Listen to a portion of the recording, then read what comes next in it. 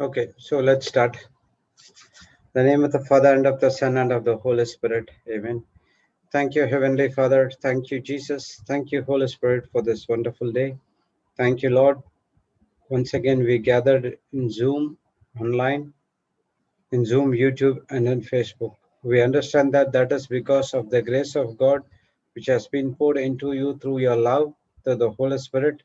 That's what made us for come here again to listen to your word, to hear your word, to ponder on your word, to put into action. Lord, thank you for giving us the grace which you had did for us in the cross. With grace, how the Old Testament prophets and the New Testament apostles they worked, the same grace is available for each and every one of us, and we need to take it and we need to put into practice and we need to see the results in our life. Lord, as your word says in Matthew 22, 37 to 39, Jesus said unto him, Thou shalt love the Lord thy God with all thy heart and with all thy soul and with all thy mind. And this is the first and great commandment.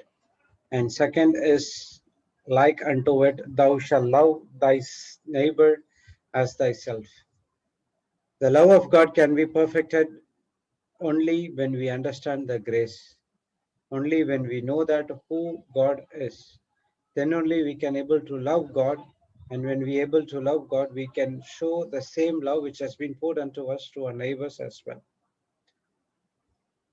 Jesus came to this planet earth, obeyed all the laws, and he gave only these two commandments for us to make everything perfect in our life. But we did not understand these things because the Holy Spirit experience was not inside of us. He still was there because of our wrong thinking, because of our wrong choices. We never operated as the guidance of the Holy Spirit. Thank you, Lord. As we are studying about the grace, we understand through grace we get everything that God has did, including the Holy Spirit and the love of God as well. If a person doesn't understand the grace, there well, he try to get it everything through his own self-effort. That's where the first step is falling from the grace. Thank you, Holy Spirit, for making this teachings easy and for us understand with the practical examples and demonstration. Thank you for all the anointed preachers, Brother Johnson, Sister Jocelyn, Brother Sudhir, Sister Jessie, Sister Marina, and each and every one who comes and shares their testimony are their anointed preachers. The people who are asking the questions are also the anointed preachers. From there, we also learn many things. Thank you, Holy Spirit, for taking complete control of us. We are surrendering ourselves to you. Please use our entire spirit, soul, and body to benefit the kingdom of God. Please take control of this meeting as well of us, our vocal cords as well. Speak what Heavenly Father wants to speak today. And we surrender ourselves to you. Open our spiritual eyes and spiritual ears to hear and to be a doer of the word of God and not to get distracted with any other things. We thank you and we praise you in the glorious name of Jesus. Amen, amen, and amen. Praise God, brothers and sisters. Welcome back to the Global Revival School, and we are back in another Friday and Brother Sudhir's class. So we will learn about grace. How will we using the grace in the to get prosper? That's what the last weekend was there. How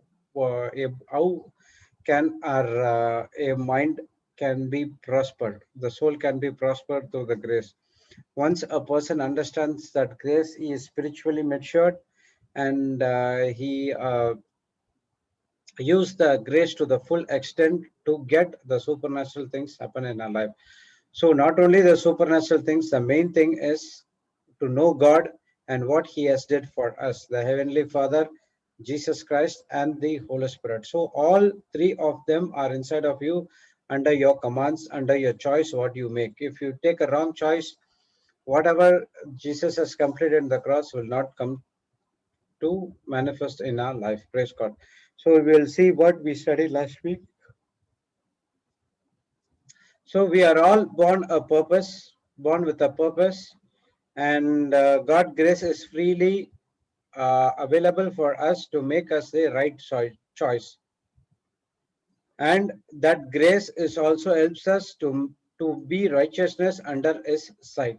So how Heavenly Father looks through Jesus Christ, and the same way we have to look others through our Lord Jesus Christ lens as well. So that's where you are made righteousness, and you do not have any other uh, things that is for contradicting to the word of God. This is what spiritual maturity is all about. So let's go and see in Romans 3:23 and 24. It says, "For everyone has sinned, we fall short of God's standard, glorious standard." It's an NLT version. "And yet God, in His grace, freely make us right in His sight. He did this through Christ Jesus when He freed us from a penalty of sin." So everyone has sinned, and we shall we fall short of glorious standards of God. Yet we were sinners. His grace manifested inside of us. His grace has poured for us, so that we are made righteousness in His sight. That is only through our Lord Christ Jesus. Praise God. So even though we were sinners, God died for us.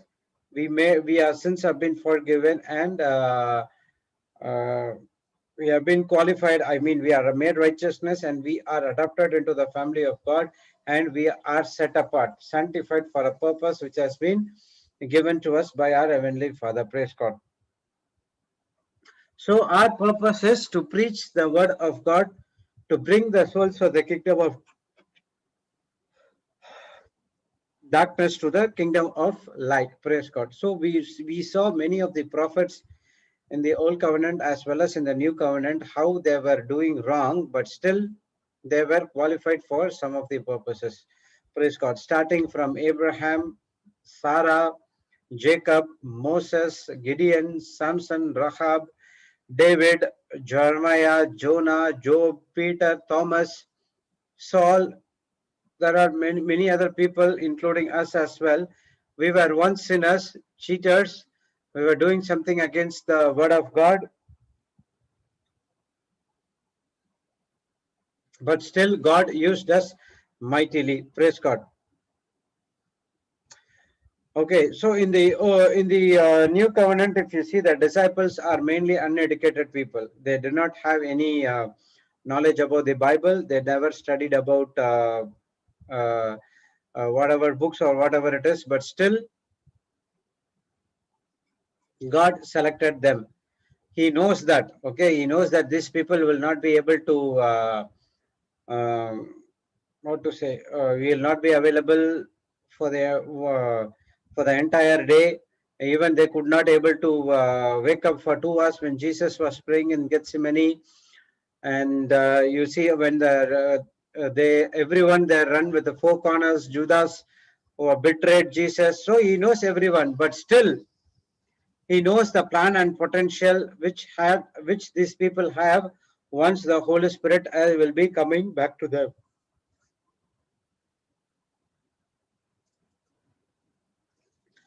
Praise God. But still, they were having the plan and assignment for them. If you take Mary Magdalene, she I don't know whether she has committed adultery or not. Bible says she's a prostitute. So, but still, Jesus selected her as well. So, in the same way, Zacchaeus was also a tax collector, cheated the money. But when he repented, he gave many double the people, whatever he collected from the people, he gave the double. Praise God. So, in the same way, for us as well, including me, once I was rebelling against the kingdom of God, but still God chose me. He knows that this person will be a benefit for the kingdom of God, and he's going to be a threat for the kingdom of darkness. So, we need to use him. So, all these people.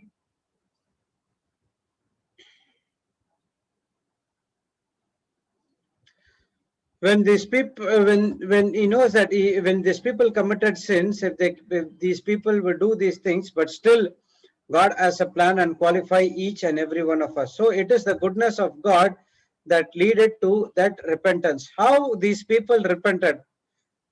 When you take Abraham, from Abraham to Moses, Noah, or let everyone, goodness of God leads them through the repentance. Peter, Paul, Mary Magdalene, Zacchaeus, everyone. Jesus confronted all these people in the new covenant. So according to Romans 2:4, the goodness of God leaded to the repentance. So in the same way for us as well, goodness of God's leads to a repentance as well. What happened to Peter when Jesus crucified? He went back to his business. He came, and Jesus came back. Goodness of God flowed unto Peter. He rebuked. He asked Peter for 3 times, "Do you love me?" And that's where he repented again, and he went back and do the same thing. What about Paul, and what about John the Baptist? But John the Baptist's case was entirely different, and I don't know whether he repented or not, because he was one of the uh, greatest prophet in the Bible, and because of his what to say, his offense costed his life. Praise God. So what does it all tells us? God doesn't call the qualified, God qualifies the called. Okay. So he never calls people who is already qualified, but he qualifies the people, and then he will call. He will call only the unqualified people. They know that, okay, this is not of my own works, it is only by the works of our God. So if I think about me, I can surely say that whether it is Papa Johnson or Sister Jessie or Sister Jocelyn Marina, if you see that, Sister Florida, everyone were once who the people in the world said that you are not qualified. Okay, but same way, what happened? God called us and He made us qualify, and He is doing mighty things through us. Praise God. Now the people who said who could not able to do anything, who are not qualified, who are good for nothing, they were amazed seeing that these people are living a wonderful, fruitful life in this planet Earth. But what are the other people are doing? The other people are so much frightened about the situation, about the economy. But what about us? We were no frightened about those things. We were doesn't think about those things, but we were only working for the kingdom of God. That's what in 1 Corinthians 1:27 says. But God has chosen the foolish things of the world to put shame the wise. So the wise people are so much of pride. To shame them, God chooses the foolish things of the world to put them the shame. God has chosen the weak things of the world to put the shames which are mighty. So the people would say that the education, oh my God, I have this one, I have mighty power and those things. But God chooses the weak people to show that that is not, what to say, the mighty power at all. But the person who is full understands the grace of God, love of God, the Holy Spirit is inside of them. That's what the mighty people, that are the strong people.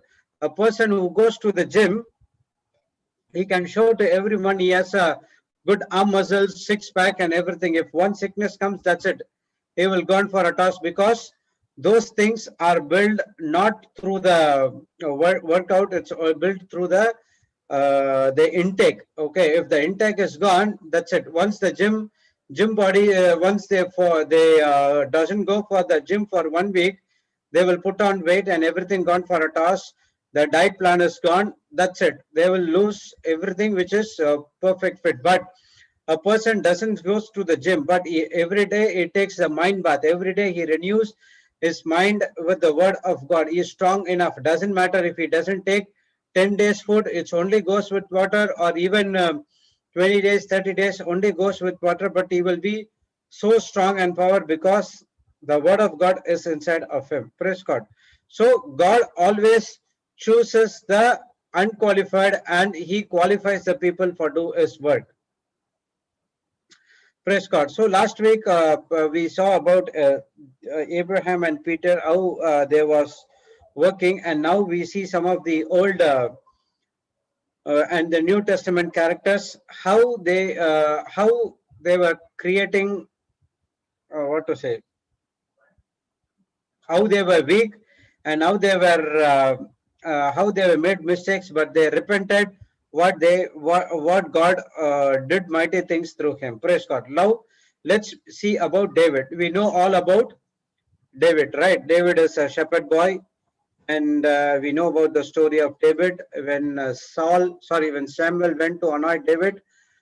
Initially, Father Jesse was showing them only the top 7 people who was good in height and weight and everything. But Samuel said that God said to Samuel, none of them has been qualified to be a king. So Samuel asked, is there any one person who is yet to I have to see?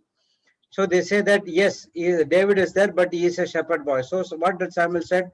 No one is going to take any food unless and until I see that person, and you have to send people to call David. Praise God. After know that what will happen, David came immediately. The word of God came to Samuel, and uh, the oil was been poured and be anointed as the king. Also, praise God. Now God has a purpose for David. And now see, David has went to, he was operating in humble, went and fought with Goliath, but still King Saul was have jealousy against him, but he did not take the life of King Saul, but he was waited. At one point of time, Saul died, and then he took over the kingdom. And what was the David purpose is all about? He has to go to the wars, and we need to win the war, and he has to come back. Okay, that is assignment. But what he did, instead of going to the wars, he was roaming in the temple in the balcony of his palace, and that's where he saw Bathsheba, and the evil thought came, and he did all kind of evil things, and he did it. Praise God. So after what happened, he doesn't feel that it is wrong, and it has been rebuked by Nathan. And what happened when it has been rebuked by Nathan? The goodness of God came to him. He repented, and that's the same thing. God blessed him with another son by name Solomon from the same Bathsheba. Praise God. Now what happened? Solomon has a plan. Now from that day onwards, David repented, and it's full only serving God. So if you see, most of the time he was asking God, and he was encouraging God, and he wants to ask God for each and everything when he goes for a battle. And he has an assignment that he has to build a temple, but it is not his assignment, right? His assignment is only to go to the wars and to win the wars and come back. That's it. But he has a desire to build the temple for God, but God will is different for David, and that God's will for Solomon to build the temple. He understood that, and what happened? He saved everything, whatever is required to build the temple. So that's what David. He started wonderfully well. 1 minute.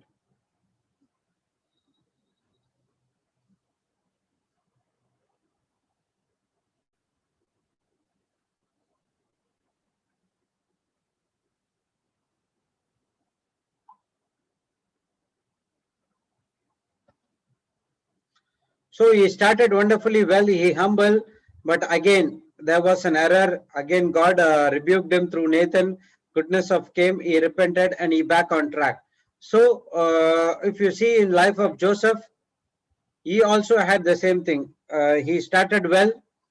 His brothers condemned, and he sold them to the slave as Egyptians. Ishmaelites took them and sold to the Egyptians, but still he was hung on to his faith. He never he was promoted from the prisoner to governor of Egypt. So from the age of 17 till 30 years, there was a gap of 13 years. What Joseph was doing, he found and followed the finished in his divine purpose. He never ever retaliated against the word of God. He was only speaking the word of God, and he was helping the other people and the prisoners. Praise God. and he did not pursue anything. So it came, so that what happened? God showed him, and he was weak, he was a slave, and God put him on the top of the Egyptian master. Next to King Pharaoh, he was the commander in chief. Praise God. So that's what happened to Daniel as well, and the three friends as well. Praise God. Now, what we see is everything comes only through God, only through the goodness of God leads to repentance, and they were having the wonderful life according to the word of God. In Joseph's case, there he get a chance to get into the adultery, but what happened? He never allowed. That's the difference between David and Joseph. He never allowed. He never allowed. In fact, what happened? Because of that, false allegations were came inside of him. Again, he went back to the prison, but he never lost hope. But he was doing the word of God. Praise God. So that's what lead them to the what is the plan and assignment God has for them. Praise God.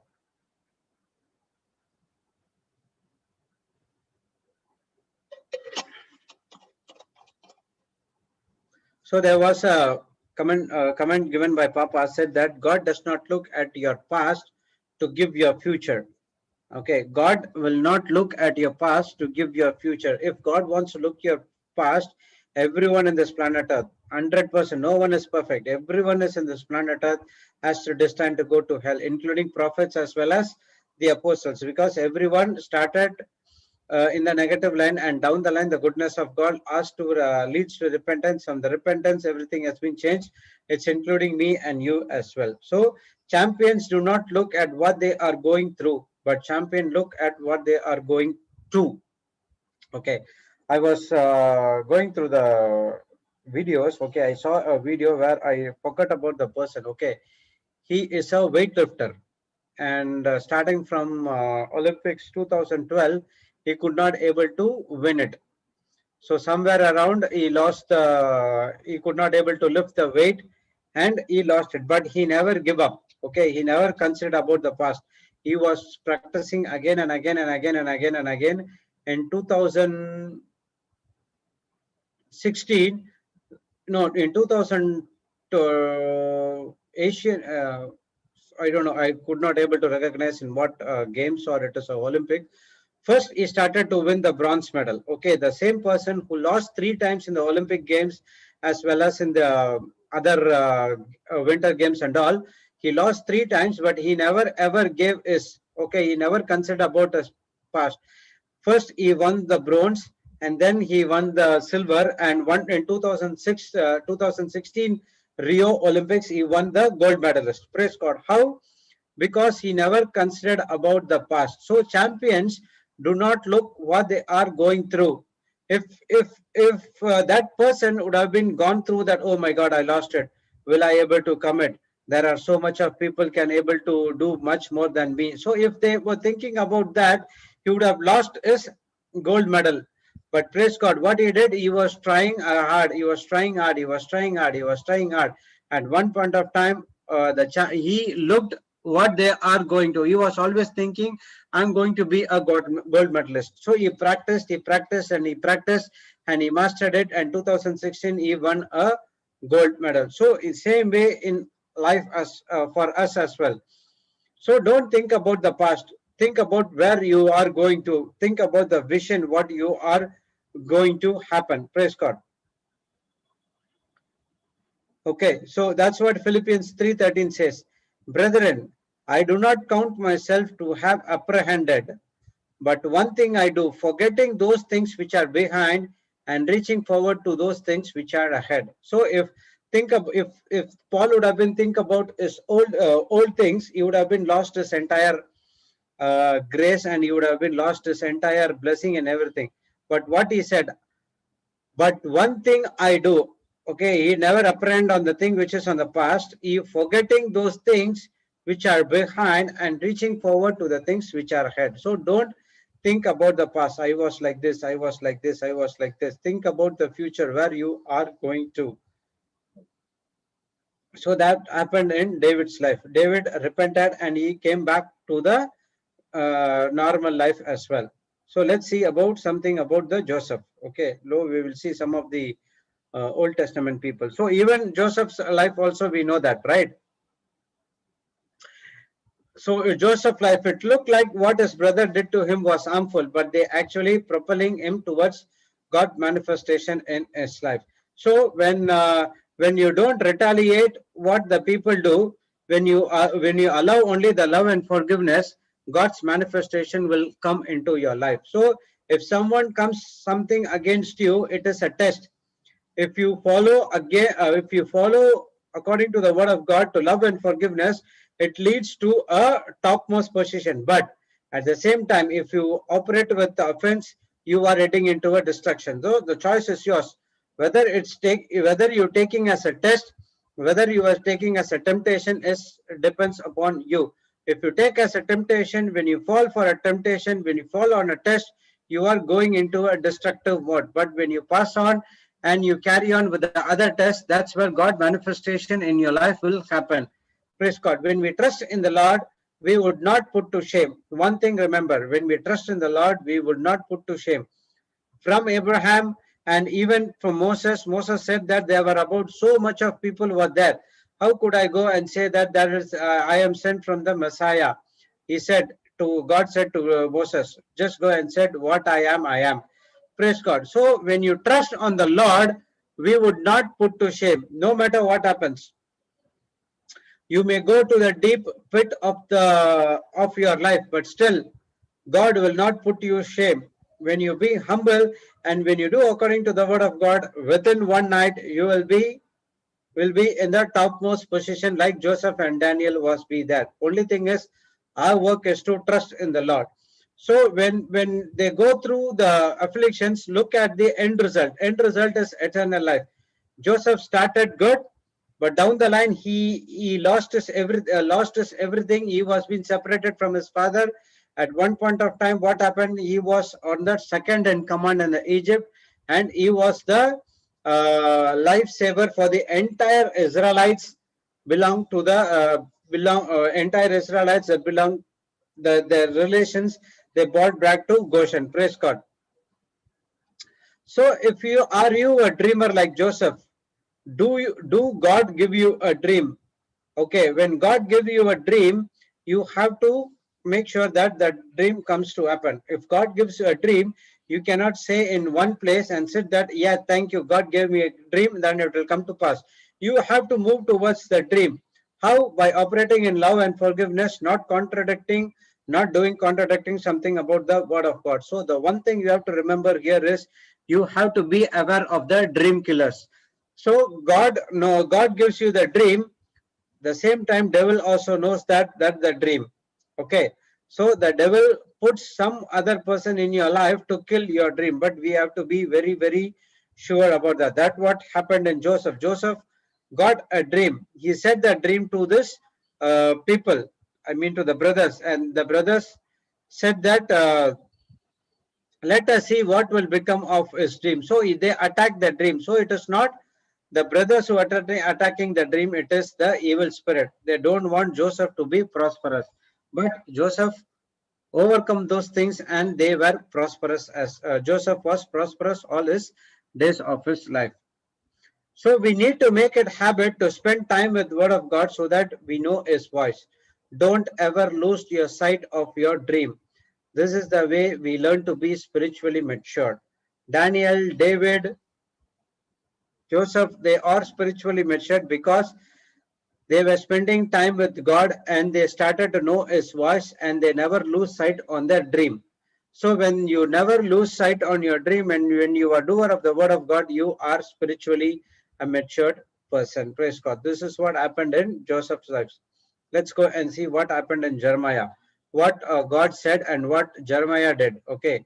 In Jeremiah chapter 1 verse 5. God said, before I made in your mother's womb, I know you. Before you were born, I choose you for a special work. I choose you to become a prophet to the nations. So,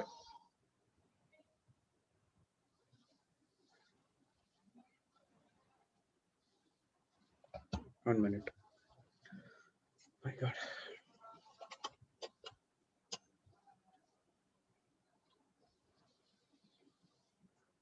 So God said to Jeremiah, before I made you in your mother's womb, I know you. Before you were born, I choose you for a special work. So for each and every one of us, even for us, God has already chosen you. He has a plan and assignment for you. But what Jeremiah said that in verse 6, okay, in verse 6 he said, then said, Lord, then said I, Lord God, behold, I cannot speak, for I am a child. And God said, but Lord said to me, say not I am a child, but thou shalt go to all, and I shall send thee, and whatsoever I command you, you shall speak. So God says that you don't say that you are a child. So he says that I know what you are going to do. Only thing is, I will put the words into your mouth, and I will give you everything. Only you have to go and speak on behalf of me. That's it. That's what Jeremiah, the image, sorry, the voice was, the God said to Jeremiah as well. Praise God. And again, he said some other things. So if in our life, we are not supposed to carry out our own purpose alone, but it is the Lord is working with us. So you cannot do it God's purpose alone. You need someone who has to accompany you. That is the Holy Spirit. In those days, it was God, and now it is the Holy Spirit, powerful person who is inside of you to help you to fulfill the purpose and assignment which God has called for you. In verse 8 and 9, he's saying that, be not afraid for their faces, for I am with thee to deliver thee, said the Lord. Then the Lord put forth his hand, touched my mouth, and the Lord said unto me, behold, I have put my words in thy mouth.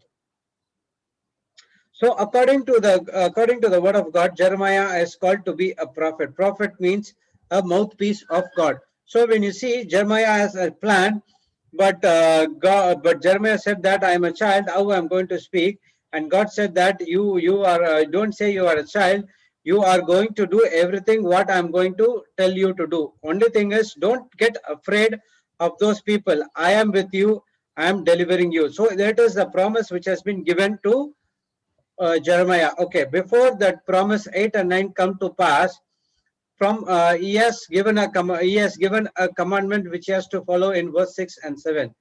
See, but Lord said to me, say not I am a child, for thou shalt go to all that I shall send thee, and whatsoever I command thee shall speak. So he says that he never said that I will speak to you. You go and do whatever I want to tell you to do. But he said that you shall go before first, obey my command. I will tell you what to do because I am with you. Don't worry about those things. Then the promise come to pass. So in the same way, it is for us as well. When you do the commandment, the promise come to pass.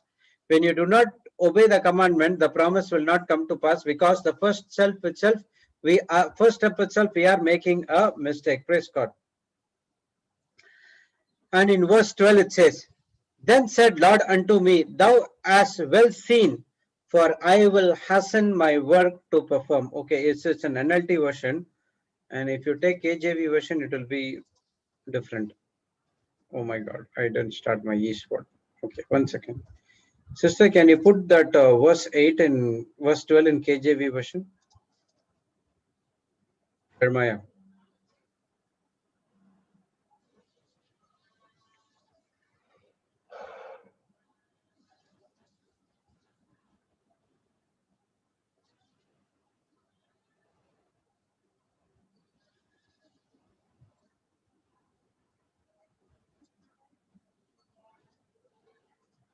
Jeremiah 1:12. Okay, it's in KJV only. 1 second. That's one version. It says, okay, AMP, sorry. In AMP it says,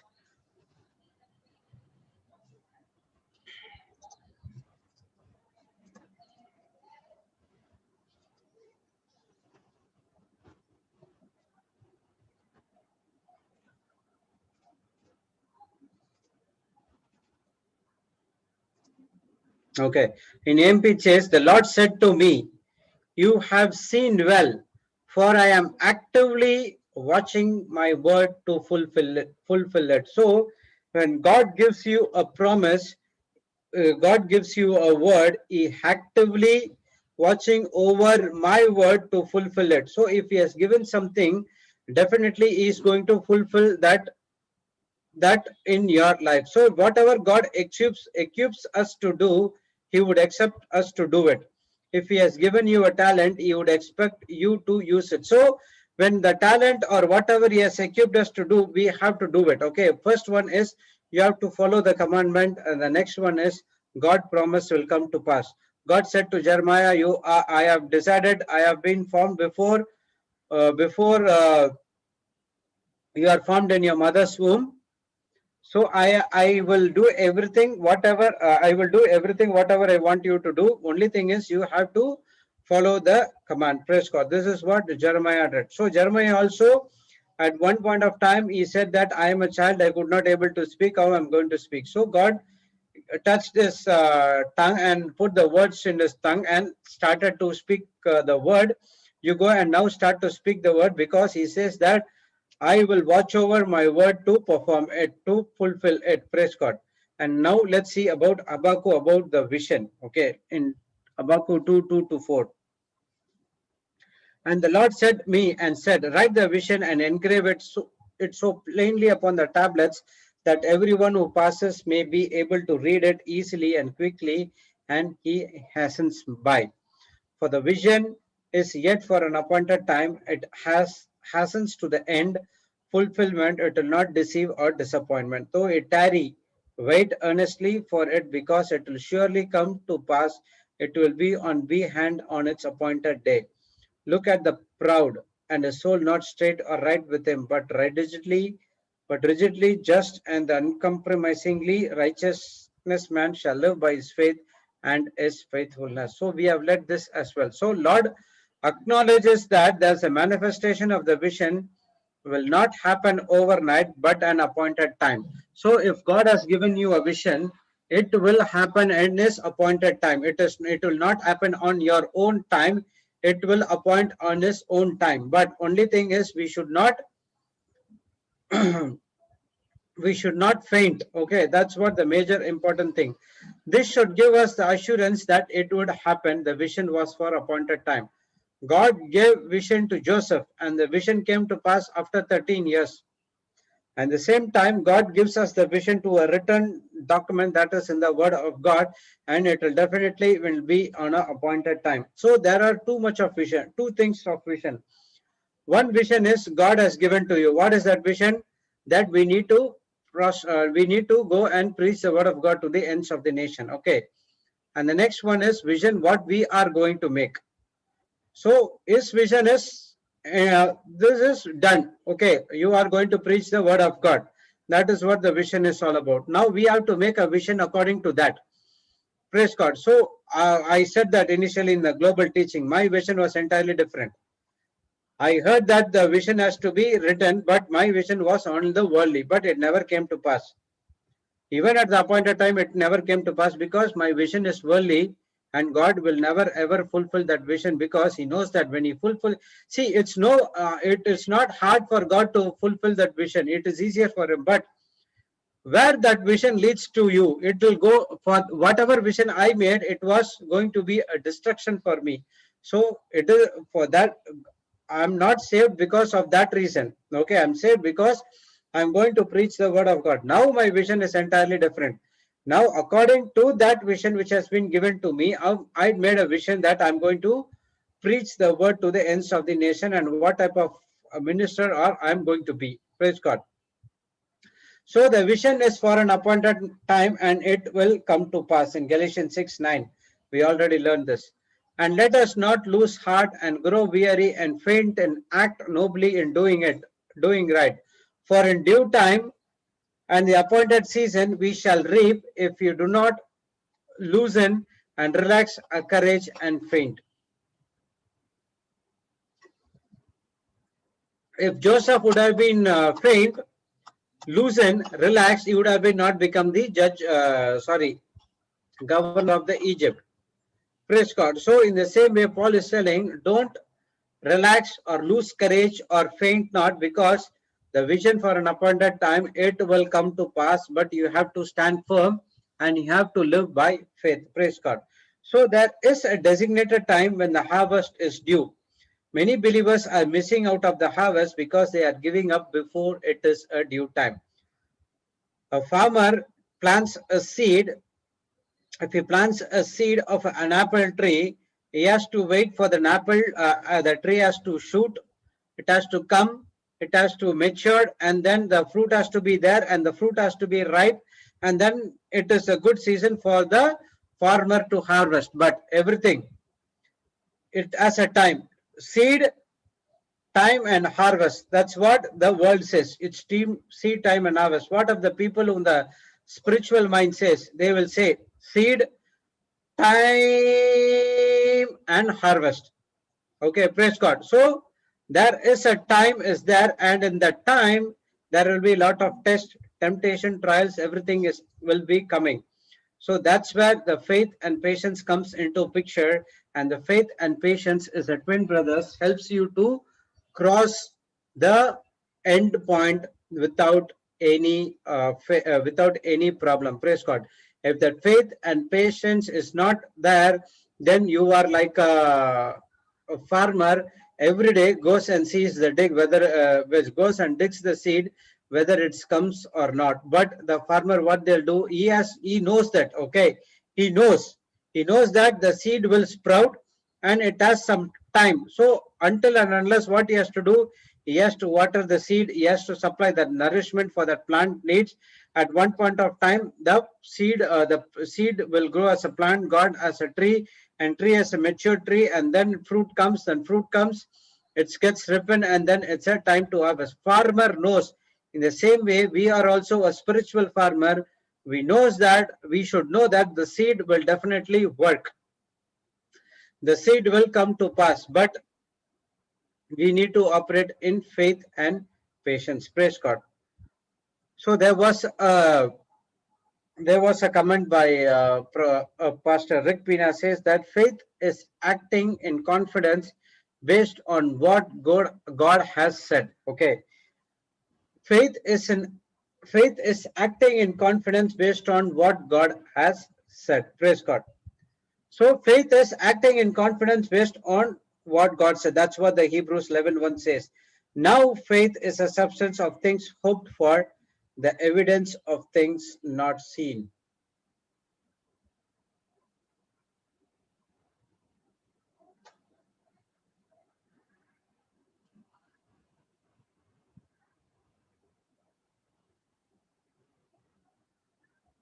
So now faith is a substance of things hoped for, evidence of things not seen.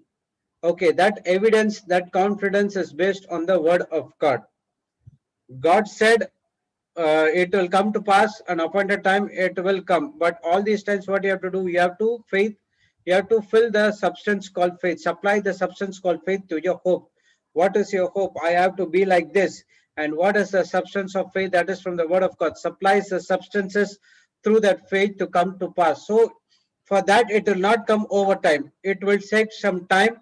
According to your faith, it will be more time as well. It all depends upon how you are acting on the word of God.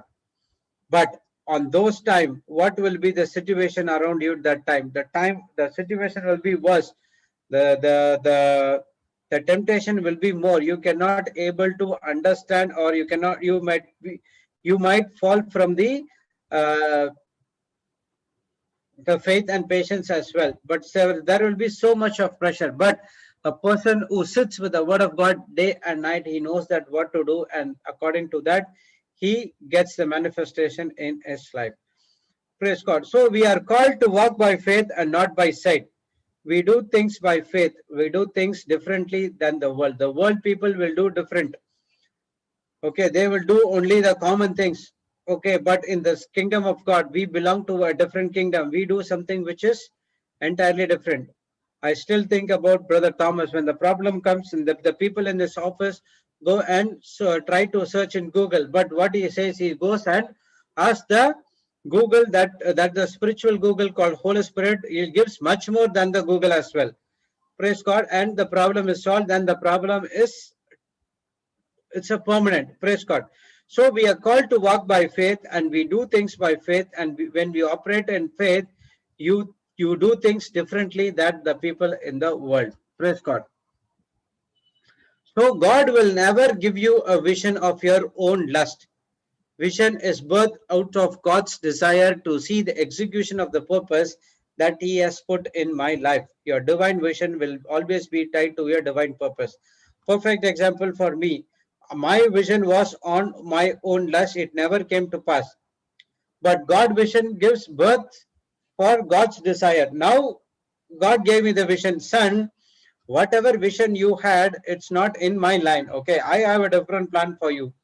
If you want to have a fruitful life, yes, I'm ready to give those things to you, but if you follow my commandment, okay, whatever I was struggling to get at that point of time, even I have a triple figure of salary, I could not able to fulfill. Everything lack was there, debts was there, everything was there, but when I follow the commandment, the vision of God which has been given to me, when I started to put that as a top priority in my life is entirely changed. There's no lack. Uh, the debts has been, everything has been, I was struggling to clear my debts, but now the debts has been cleared. Praise God. How? When I followed the assignment. Praise God. Now, it's not about branded things, but it is all about kingdom benefits. Instead of spending so much of money in the branded things, now I saw that the brand is only the kingdom. What brand I saw that in the world is a temporary. The brand which I'm working for, it is a permanent brand. Praise God. So my divine vision is always be tied to your divine purpose. Now God said that this is what your vision is all about. Now you make a vision according to that, and I will put it to pass. I show you the vision. This is what you have to be. If you ask the plan and assignment, yes, this is what your plan and assignment I give you. Even though you don't deserve, by the mercy and the compassion, He gave you everything to you. But now it is your work, your labor to move through to that vision. For that, He gives me everything everything to me to be a successful in that mission. Praise God. What a God we serve. He gives the vision, and he supplies the resources for that vision to come to pass in our life. Praise God. But all these days we do not understand. But once we understand that, and that's where you've been tied with that vision, and now your purpose and your priority is to benefit the kingdom of God. That's it. No matter what it happens. Praise God. Now we saw about Habakkuk. Now we'll see about Moses. So we all these things we also know about the Moses as well. Okay, Moses has said the Moses assignment is given to do two things. If you see if you read Exodus, you can see about Moses assignment. First assignment is to rescue them from the land of Egypt, from the power of Egyptians. They have to come back. Okay, the second thing is lead them to the Egypt, out of Egypt and to their own fertile lands, that is the land following with the milk and honey. So this is what God assignment for Moses is all about.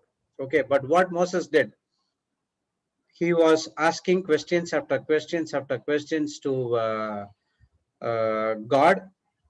God also dealt with him very patiently. He has answered all the questions. Even though the Israelites murmured and everything, sometimes he rebelled against God and speaking something to God. Okay, he spoke something which is contradicting to God, but still God allowed him to speak because that is the relationship he had with God. Okay, so that was the two assignment what he has to do. But later stage, what happened? He did something wrong. Okay, first one was he spoke something against God. And then when God said to hit the rock, he was hit with the depression. And the same time, God allowed the to go into the land of milk and honey. But because of the evil report, Moses as a commander in chief at that point of time, if Moses agreed, everyone would have been gone. But what Moses did, Moses believed on the 12 evil reports, and they waited for in the wilderness for some more time. They waited for 40 years in the wilderness. That God brought wrath against God, and he said that no one will enter the promised land for the people who are children below 20 years. So whosoever above 20 years, except Joshua and Caleb, could not able to enter into the promised land. But what happened? The second assignment, because of Moses rebelled, it has been changed to Joshua and Caleb. Praise God. But still, God loved Moses. That's the reason God buried Moses in the top of the mountain. Praise God.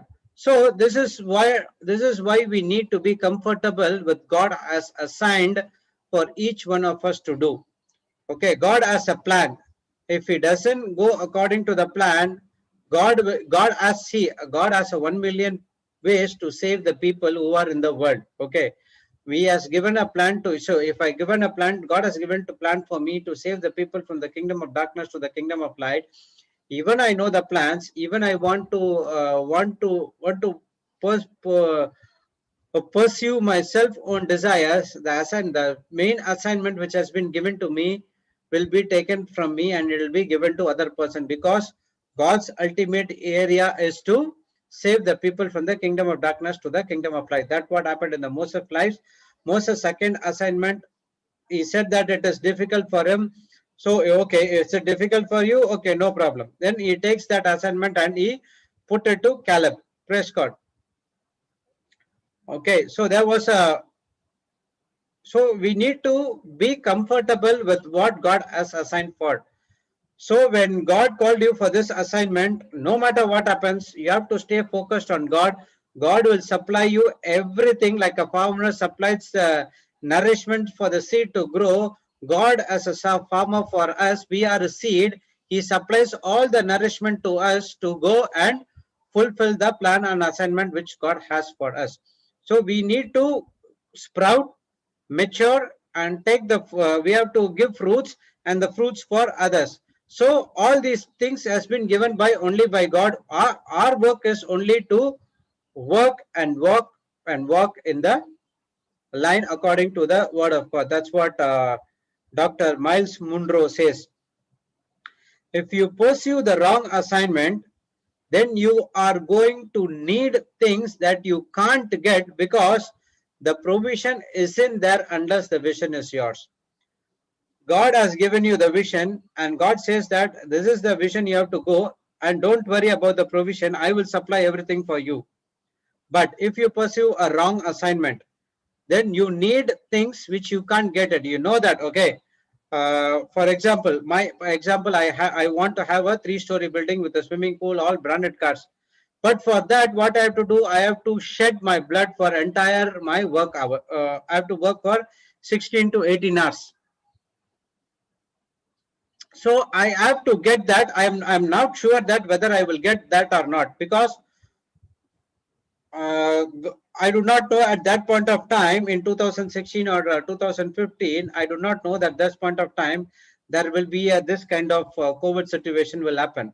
So if I would have been based only on that job of the company, I would have been lose the job, and whatever I brought from the loans, it has been gone for a toss.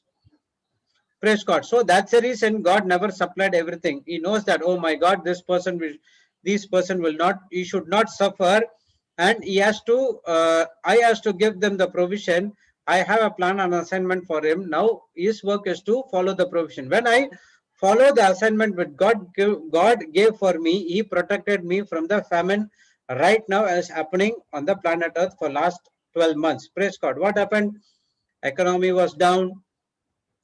People were starting, the debts was piling out. See what a wonderful thing happened. Okay, when the when the debt came more and more to the people. Okay, in when the people obey the word of God, I obey the word of God. My debts has been cleared. In the famine, my debts has been cleared. What a wonderful, beautiful, and God we serve. When I go and said this to the people, this people was so much of amazed. What? You don't have a job and all your debts has been cleared? So everyone, the persons were saying, I got this amount money, my interest has been increased, this has been there, I don't know what to do. But when I shared my testimony, I said I do not have a job, but still my debts has been cancelled. They was amazed how it cancelled. So that's the time I gave them the word of God. Praise God. So what happened? So what I was trying to get something which is not in my assignment, I do not have a surety that I will get it or not. But when you do the God's assignment, you have a surety, and you have, God is so faithful, and He said that He will look that He will look to it that whatever He committed to you, it will come to pass. Praise God. So don't go into a wrong assignment which is contradicting to the word of God, because you need to get things you cannot get, because that is not a provision which has been given to you unless and until it is yours. Praise God. So knowing God's will for your life is key to your prosperity and well-being. As a spiritual matured person, our role is to know the will of God for my life and why He created me. Okay. So God's will for your life is key to your prosperity and well-being. What is the will? Now some person can come and ask, so how I could able to understand what is the will of God? Go into the Bible. All the promises of God is the will of God. You have to operate in love and forgiveness. That is the will of God. You have to preach the gospel. That is the will of God. You have to anoint the sick. That is the will of God. You have to heal the sick. That is the will of God.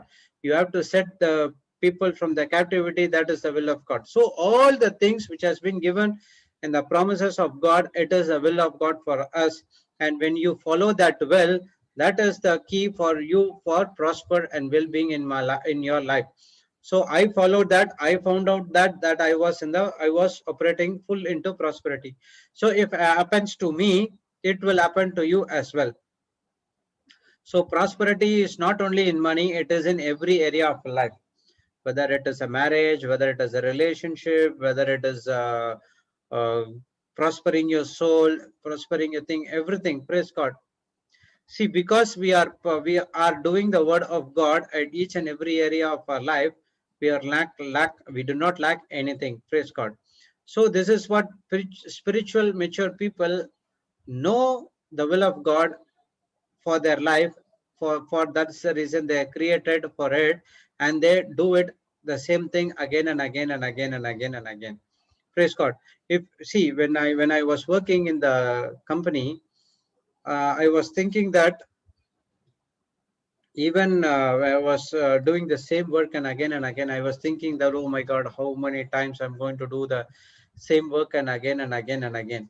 Okay, but when I come and do this work again and again and again, I was expecting much more things, which means not from the for my benefiting. So every day we speak a new revelations, we speak new things, and we get new clients, and we solve new problems we are expecting. Praise God. There is no, even in one day, I think that, oh my God, even today I'm going to take a revision. Oh my God, what I did. If I would have been think like that, I would have been lost my prosperity. I would have been lost my invitations which has been came to me to take the Zoom classes in other area as well. So the instruction has been given, the vision has been given, I made a plan, I made a vision. According to it, 11 months, I completed 10 months, I was only doing the revision. Every day it was a new thing for me, and that's where from the January month onwards, I got an opportunity to preach in other Zooms classes as well. Praise God. How it came to pass when I put the vision into practice, trying to fulfilling the vision not on my own effort, but through the resources which has been God given to me. Praise God. And next we see about Paul. So all was even Paul also, we saw that he was a great missionary of all time. So we know what is Saul's life and how he changed, and it is the grace of God who changed the Paul. Saul to Paul. Praise God. Even the grace of God changed David, grace of God changed Abraham, Grace of God changed Noah, Abraham, Moses, Joseph, everyone. It's only through the grace of God. So our work is to conform yourself to your assignment. Okay, praise God. So only by the grace of God, he was given his assignment. We are talking about Paul. Okay, by the grace of God, he completed the assignment. He was doing something wrong. He met Jesus on the way to Damascus, got the grace. He waited, he pondered on the assignment which God has given to you, baptized. Immediately he started his assignment. So there is no, Lord, you gave me this, the Holy Spirit. Now let me go back to my house and I will say to my family members, I am being blessed. The Holy Spirit is inside of me. Now I'm going to preach the word of God. He never said that. Immediately in the same place, Damascus, he stayed there for 3 days. He got the anointing of the Holy Spirit through Ananias. He got baptized. Immediately the next day, he started to preach the word of God. How about us? We ask permission. Oh, brother saying, preach. Oh, not today. I never prepared. I just let me give me some time. I will go and prepare and come back. So what you're doing, you are losing the time. You are not depending on the Holy Spirit. You are not depending on the grace. You are depending on your own strength. Paul never ever depended on the own strength, and whatever he studied all these days, whatever he studied all this time, in the 3 days he recovered. All the revelations came. He started one by one and he started the preaching the word of God. So God will give you the revelations before in hand. So all these 10 months, I was been practicing. At one point of time, where I got an opportunity to preach the word of God. Praise God. I got a Zoom session. I got it. I never said that, okay, next, can I take the class next month? They said that, no. Is that so? I'm ready to preach the word of God. Now I'm saying that I'm not depending on my own strength. I'm depending on the grace, because it is not I'm going to speak. It is through the grace. Holy Spirit is speaking on behalf of me. And that's where they gave for half an hour and it turned to 1 hour and 1.5 hours time. And they said that they're going to increase much more than that because they are so much satisfied. Now I can see through the grace I completed my assignment. I mean, Paul completed the assignment, but my assignment is still started. It has to go for sure. Praise God. So let's see what Paul said in Acts 8:3. As for Saul, he made an havoc of the church, entering every house and dragging of men and women, committing to them prison. So it was Paul's old life. Okay, he was doing these things, but he never continued on the same thing. When he received the grace of God, he started to preach the word of God. So in the same way, we were also operating under the kingdom of darkness. But once we got the grace of God inside of us, our assignment started and we need to put it to come to pass. Paul did not find the true prosperity until he found Jesus. His prosperity in his life was connected to his divine assignment. When he met Lord Jesus in the Damascus, only two questions. Who are you, Lord? And what do you want me to do? Who are you, Lord? He said, first thing he did, who are you, Lord? He said that, why are you persecuting my Christians? Persecuting me. Okay, he never said Christians, why are you persecuting me? And the next question, what I can do for you? He never asked anything. He said that go and wait 3 days. Rise up and go and wait in 3 days in Damascus. I will tell you what to do. Praise God. He was that took that only commandment and took that only commandment. He went to Damascus. He stayed 3 days and he was asking, he was pondering on God, what is my assignment? What is my assignment? What is my assignment? Praise God. So that's where his prosperity in his life connected to his divine assignment on that 3 days when he stayed over there. Praise God.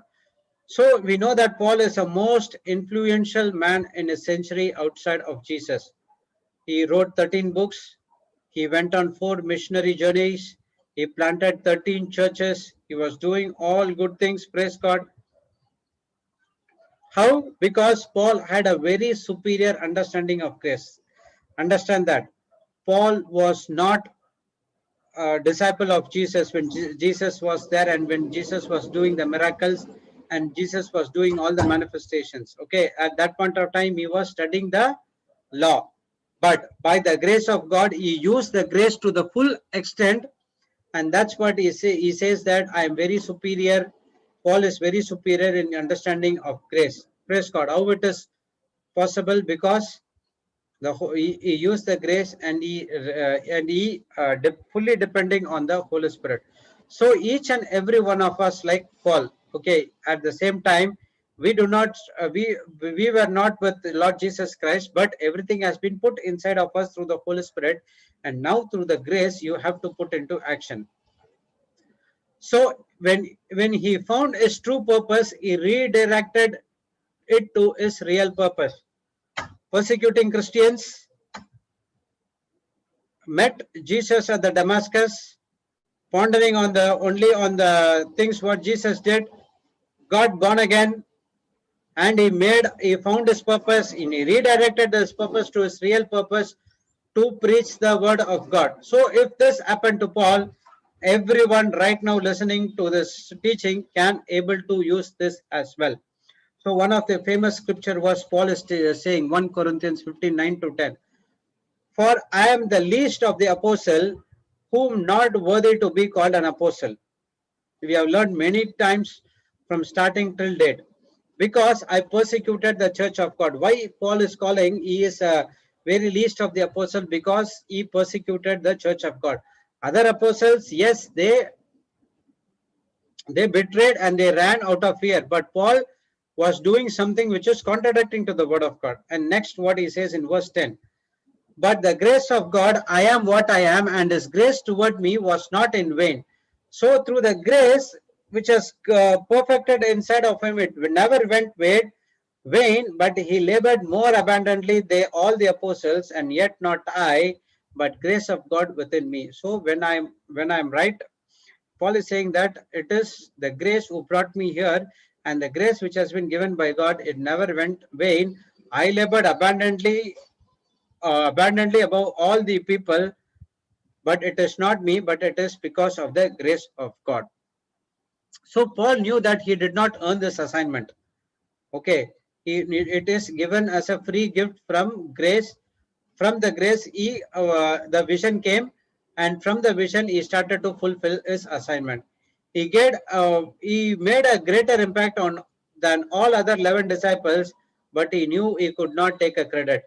He knows that. He said that he is least of the apostles.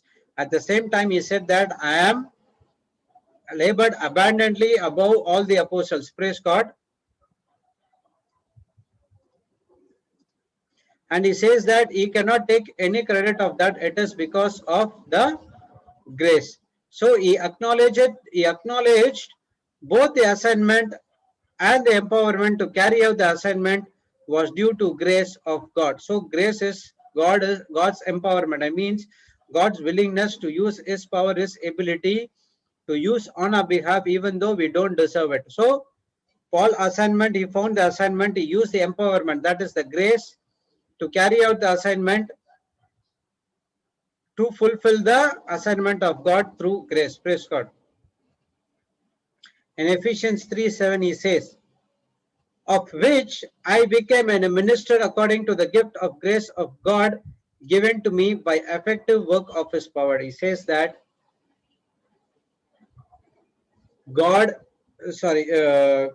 he became the minister, serving to the people, serving other people according to the gift of grace of God given to me by the effective working of his power. Only through the work of our Lord Jesus Christ, what he did in the cross for us, Paul believed on that one, and through the power which is working inside of him, give him the grace and to minister according to the power which has been given by God to him. Praise God. So from 2 Corinthians 11 to chapter 11, 24-28, we can see how sufferings Paul has went through. Paul suffered a wrath at the hands of the government officials, starting from verse number 24 to 28, you can see the sufferings of Paul. Okay. So what Paul is trying to teach here is, he is trying to show what grace is looks like. Paul went through a just mind-blowing, was just a mind-blowing effective. See, what Paul gone through, if you say that if we are going through the same, it will only, it not even 5%. We were just crumbling about this person not taking care of me, this person is not obeying me, this person doing something to me, this person does not join me. This is what our grumbling and murmuring is all about. But what if you go and read about Paul's suffering, we cannot even match at least 5% of what Paul gone through. Praise God. So in this verse, he's saying that how grace looks like. So when a person operates in grace, he has an empowerment to come against those odds which is coming against him, because God has already equipped him everything through grace, and he also given him the resources and everything to overcome those problems as well. So he had the understanding of the love of God's love and God's loving and the loving of men. Okay. He got the understanding. He know how Jesus is, how God poured his love, and the same love he know how to pour over the humans as well.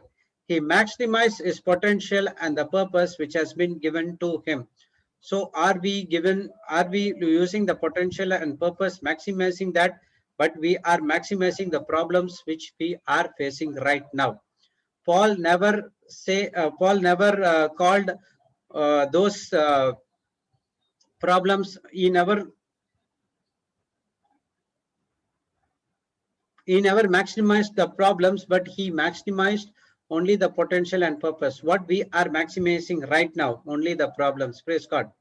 So Paul called these as a light affliction, which means it is temporary and it is working for a glory only when you see things of the unseen world. 2 Timothy 4:7, one of the favorite verse. Whenever I read this verse, I will remind myself that I will give this verse to my sons, okay, to my children. I have fought a good fight. I have finished my course. I have kept my faith, and now it's your turn. Paul is telling to Timothy, and now I'm really sure that I would be telling this verse to my children as well. I have fought a good fight of faith. I have finished my course. I kept my faith, and now it's your turn. I'm giving the baton to you, and you have to do the same thing what I did. So that's the reason I'm just, whether I give the education or not is a secondary. I know that when we give the word of God, they can able to do, automatically the education will come. Doesn't matter. I still remember Brother Linton said to his children, okay, he says that you are going to school not to study or not to equip yourself. You are going to school to give the Bible, to give the Jesus, to give the scriptures to the other students, fellow students who were facing some kind of problem. So that is the reason you are going to school. So I'm just following the same thing as well. Praise God. So God never looks past, God looks past our failures and not faults. We are given the empowerment to fulfill our assignment, and we did nothing to earn it. So the assignment which I'm doing right now, it is not I earned, it is the gift of God through the grace which has been given to me. Praise God. So this is what we learn about the disciples and the prophets, how they fallen from grace and how they came back, how the goodness of God leads them back into the grace which has been given, how they used it. Praise God. So it's 10:30 and it's time for Brother Sudhir to start the main teaching. Brother, are you there?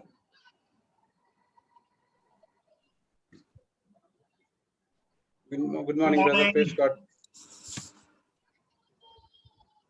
Good morning, Jude. Praise God, brother. Good morning. How are you? I'm good. How are you? You're looking good. Always. I know. Praise God. Nice to hear about your graduation from revision to taking classes from 15 minutes to half an hour to 45 minutes to 1 hour to 1 day maybe. Praise God. Thank you. Thank you, brother. Amen. We just bless your ministry. Thank you. It will do good. Praise God. Really good. So I will start and I will stop and start again. Yeah. So thank you, brothers and sisters. So we will start the